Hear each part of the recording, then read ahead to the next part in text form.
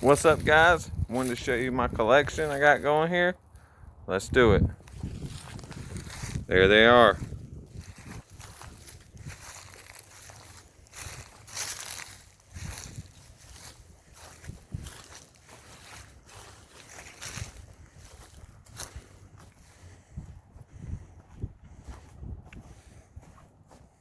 Orion RXB 150 street legal.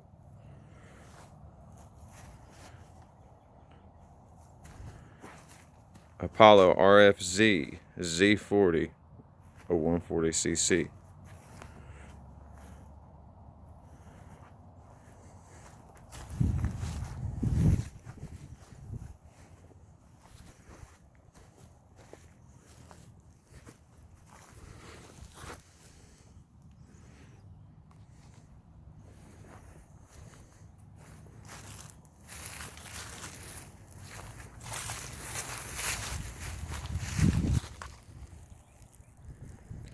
Let me know what you guys think. Let me know what you guys want to see. I'm gonna get this Orion on the street soon. Just got it back. It came with a bad motor. They did replace the motor through Orion Power Sports. All credit goes to them because they did honor their warranty. So I would recommend using the company.